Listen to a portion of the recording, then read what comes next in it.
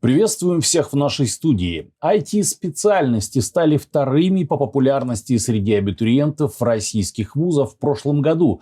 Технологический прогресс, рост вакансий в отрасли, достойная оплата труда айтишников, меры господдержки и возможность работать удаленно – все это объясняет и востребованность таких профессий, и интерес к нему молодого поколения. О том, как готовят IT-специалистов на Дальнем Востоке, мы поговорим сегодня с сотрудниками крупнейшего вуза макрорегиона. Это директор Института математики и компьютерных технологий ДВФУ Григорий Алексанин и директор Центра искусственного интеллекта ДВФУ Роман Древлюга. Здравствуйте, спасибо, что пришли. Давайте начнем с простого. Всем ли подходит специальность айтишника и что это такое вообще специальность айтишника? Павел, спасибо. Отличный вопрос. Специальность айтишника подходит не всем. Мы наблюдаем за тем, как студенты себя ведут, как учатся, как развиваются, как выпускаются. И есть совершенно четкий рецепт, кому подходит специальность, а кому нет. Математика и информатика должна нравиться. Если тебе не нравится математика, не нравится информатика, то тебе нечего делать в IT. Почему так? Потому что образование – это такая пирамидка. Вначале фундамент, он почти полностью состоит из математики. И каких-нибудь алгоритмов, и других сложных штук. И потом уже на эту вот фундамент пирамидки ставится такая вершинка из более узких языков программирования, технологий и так далее. И провернуть вот этот фундамент, тяжелый математический анализ, тяжелые разные вычисления, если душа к этому не лежит, ну или хотя бы не принимает, то чрезвычайно тяжело. И люди только с железной силой воли могут справиться с этим. Но если это нравится, и если ты чувствуешь, что твое сердечко стучит в такт синусоиде, то тогда это все дастся легко, приятно и с большим удовольствием. Как гуманитарий я уже испуган. Какие есть специальности в ДВФУ? Вот хорошо, я там рандомный Ваня, у меня лежит. У меня все отлично с информатикой, у меня все отлично с математикой. Но я не очень понимаю, куда я могу пойти, как приложить свои знания и умения. У нас довольно много специальностей, их можно разделить на несколько крупных групп. Я про каждую подробно рассказывать не буду, но в целом IT – это большая область.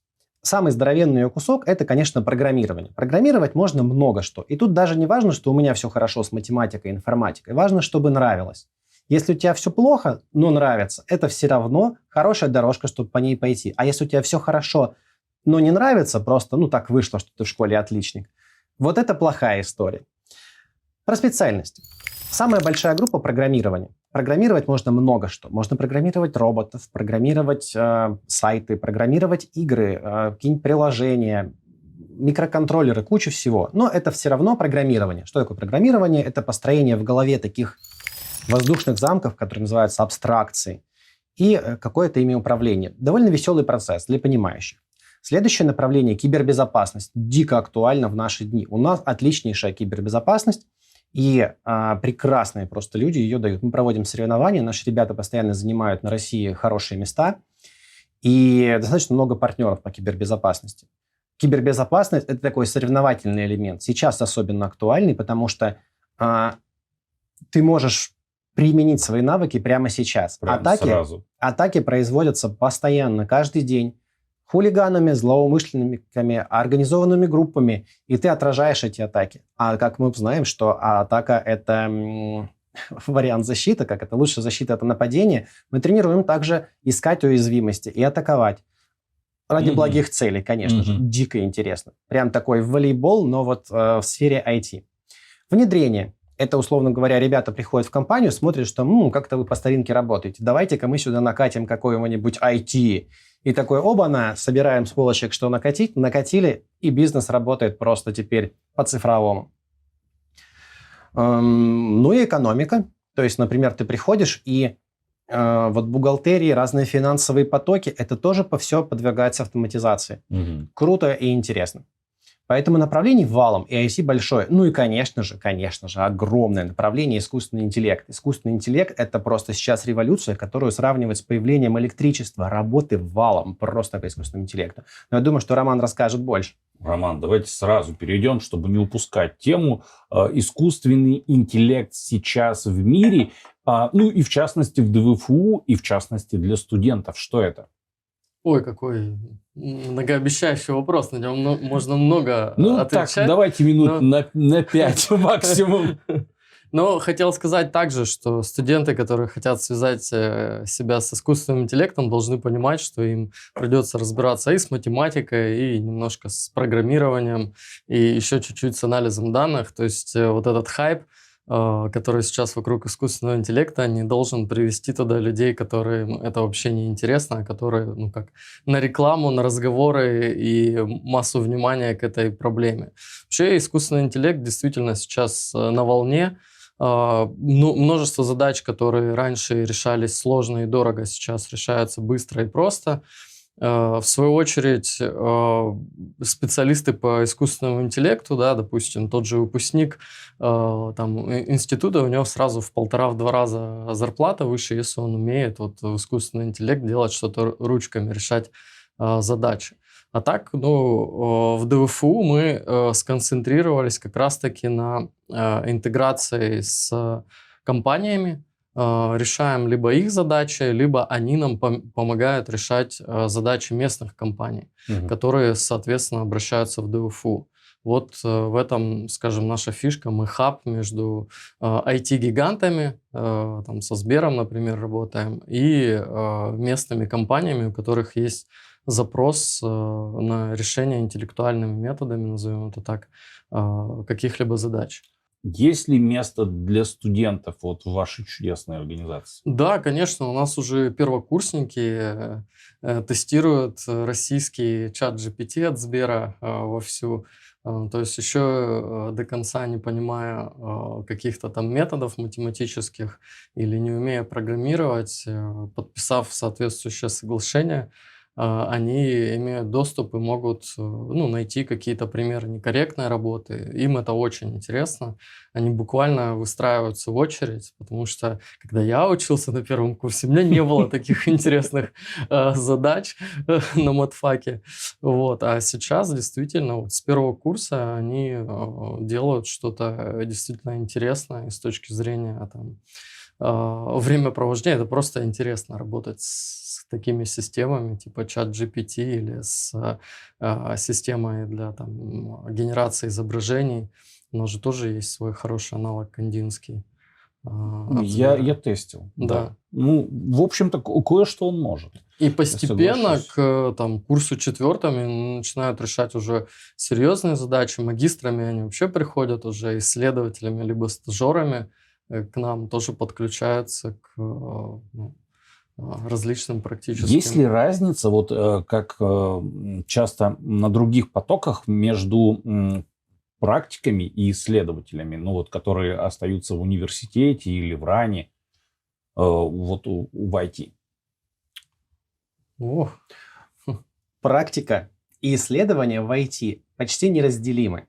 IT – это дичайше быстро развивающаяся область, и ты не можешь быть теоретиком в IT, потому что, например, если взять в вебе, использование технологий полугодовой давности уже считается каким-то ретроградством. То есть новое появляется чаще, чем раз в неделю.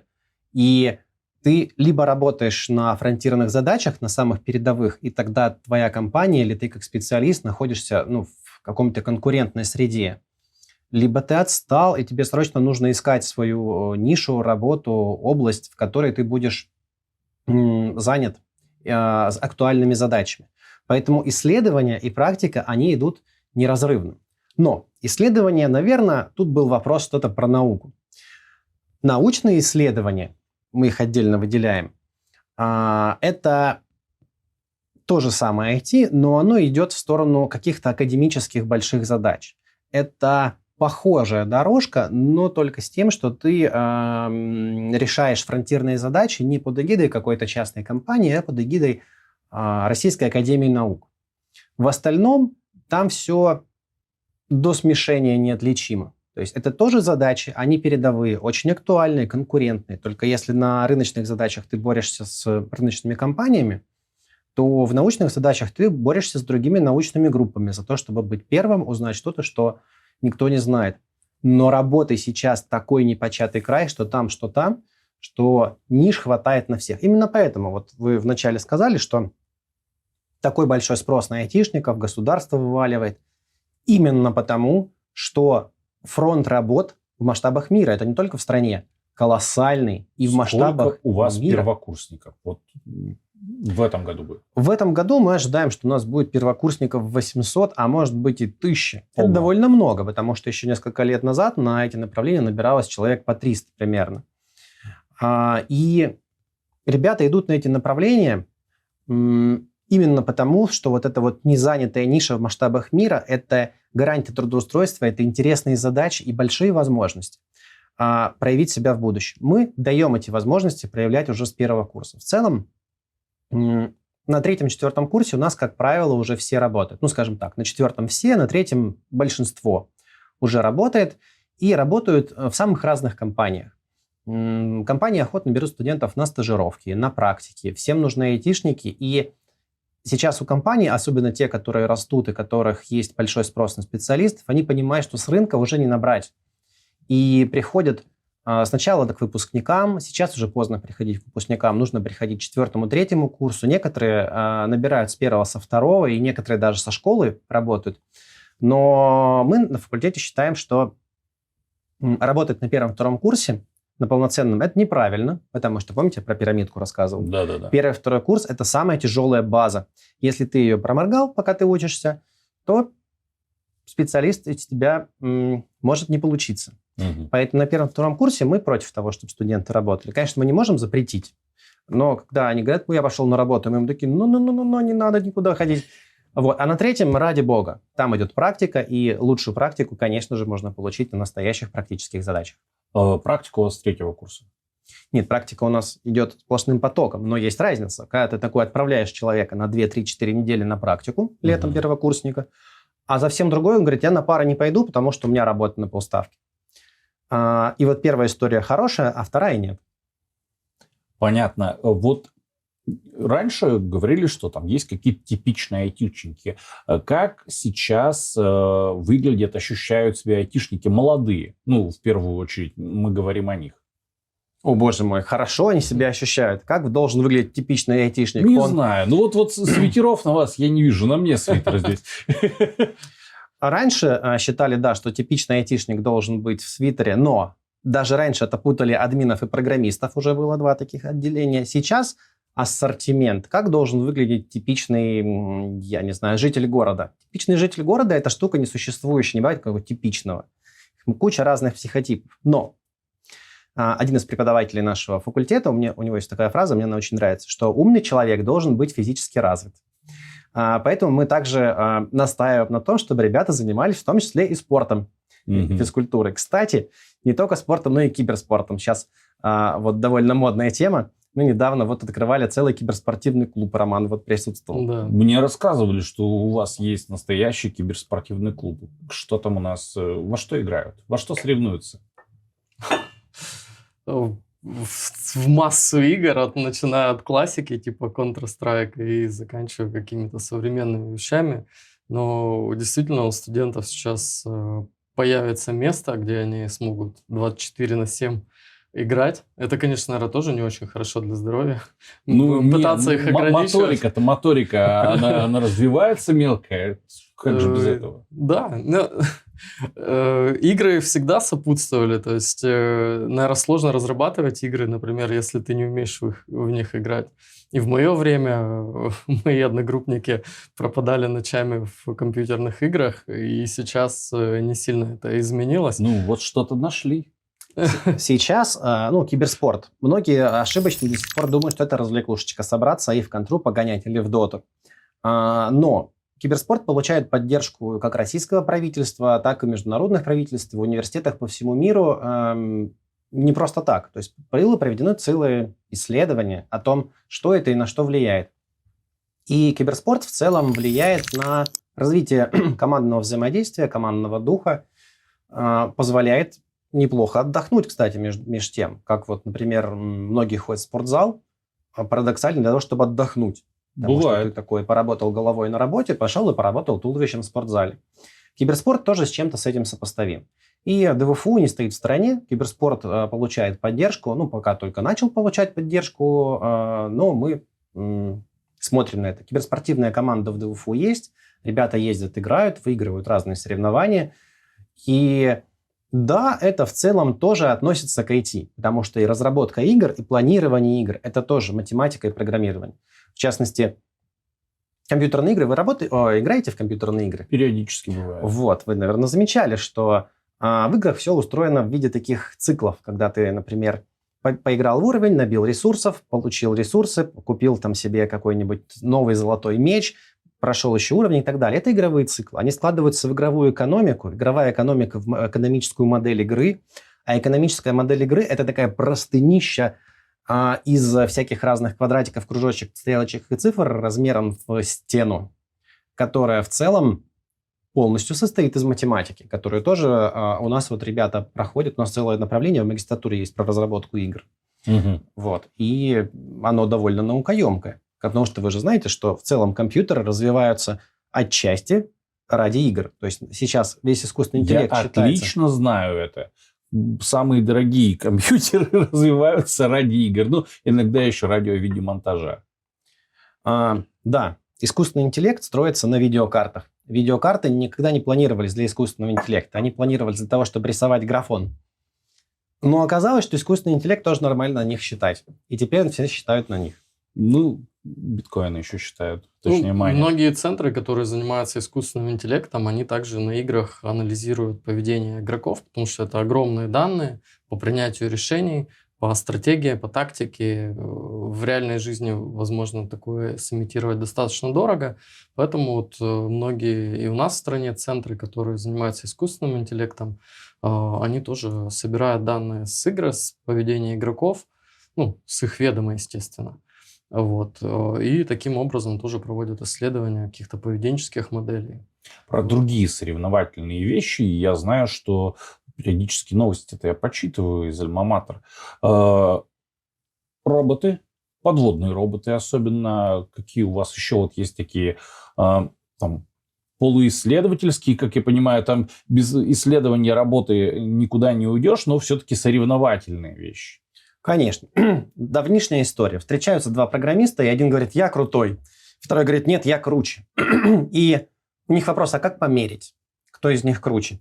Хорошо, что умные люди изобрели соревнования по спортивному программированию. Очень формализованные, там дается ряд задач, их нужно решить абсолютно точно, то есть нельзя никаких полумер и в кратчайшее время. И соревнования по спортивному программированию проводятся лет 30 уже. Угу. И это чуть ли не единственный надежный в мире способ определить, какой программист более крутой, а какой менее. Мы уделяем большое внимание этому спортивному программированию. У нас целый есть клуб спортивного программирования Codework. И ребята организовали вообще свои собственные, студенты прям сами, всероссийские соревнования, где они соревнуются. Очень круто. Помимо этого, конечно же, у нас есть соревнования по робототехнике, и наши робототехники тоже довольно хорошо выступают, и кибербезопасность. Кибербезопасники, у них есть соревнования CTF, это захват флага, которые сводятся к тому, что ребята тоже делятся на команды, и они друг друга взламывают. Одни взламывают, вторые обороняются, потом меняются ролями, и невероятно драйвово и весело. И это не только драйвово и весело, это еще и позволяет тебе показать себя, насколько ты профессионал в области своих компетенций, и посмотреть на других.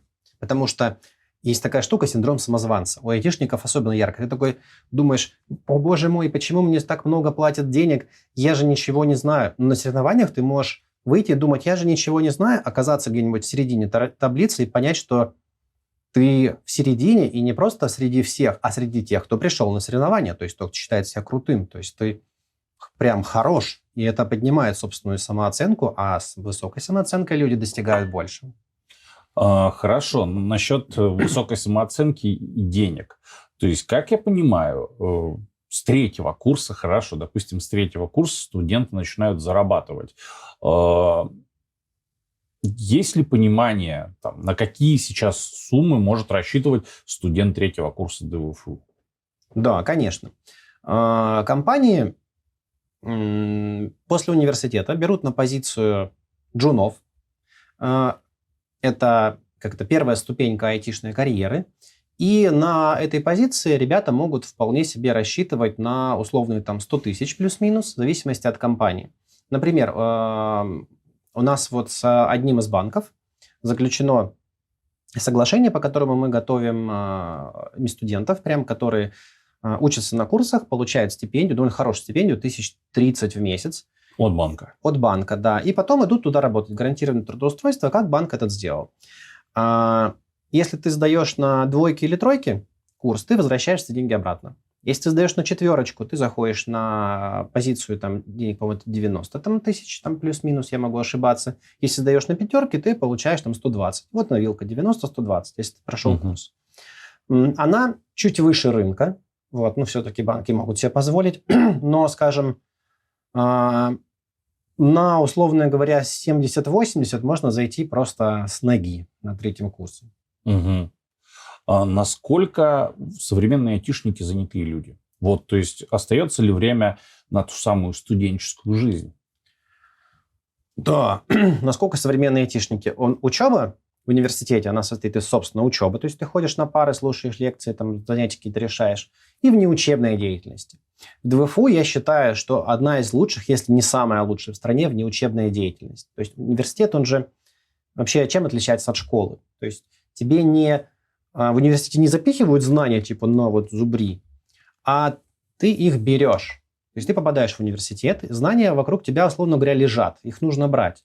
И внеучебная деятельность, она всегда же тоже такая со вкусом полезности. То есть ты можешь позаниматься соревнованиями, мы же не заставляем ребят в соревнованиях заниматься, это добровольно. В проектных школах, у нас есть обалденный проект, проектные школы, ребята тоже наши делают. Собираем задачи со всего города, там, со всяких кофеин, шиномонтажек, IT, не IT-компаний. Даем настоящие задачи ребятам, они их решают. Весело, интересно. Получается продукт, который прям можно пойти в городе посмотреть, что вот это, значит, там кафешка пользуется твоим телеграм-ботом, который ты написал. Может не получиться, на то это и студенческий проект. Компании с удовольствием поддерживают это все буквально там пиццей, мерчем, там, вот, и так далее. Но это весело. Есть там всякие разные танцевальные мероприятия, шахматы, само собой, и все такое. И вот этой деятельности много, и ее не хватает, чтобы охватить ее всю. Но каждый может себе найти. А если время у студентов на это есть, конечно. Потому что то, что у тебя нет времени, это всегда ошибка. Ты такой думаешь, о боже мой, у меня нет времени. На самом деле время есть. И вся взрослая жизнь этому учит, что тебе постоянно все больше и больше и больше и больше и больше наваливается с тем, как ты становишься взрослее.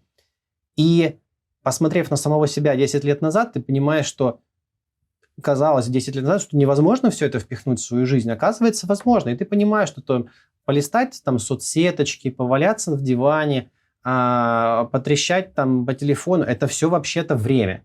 И ты выбираешь, потратить это время на, я не знаю, там, киберспорт или полазить в соцсетях. Если ты выбираешь полазить в соцсетях, на киберспорт у тебя нет времени. Но если ты выбираешь киберспорт, у тебя не будет времени на соцсети.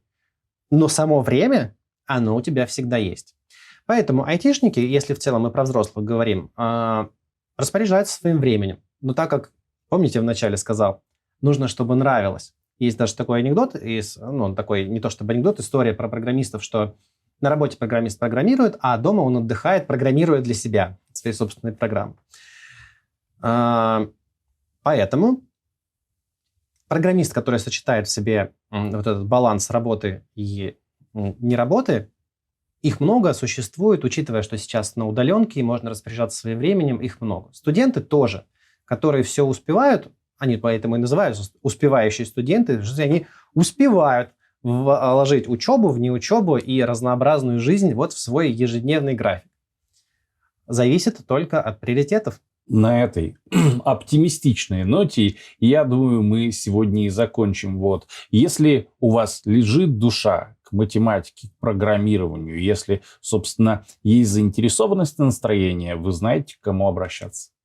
Спасибо, что пришли. Всего доброго. Спасибо. Спасибо.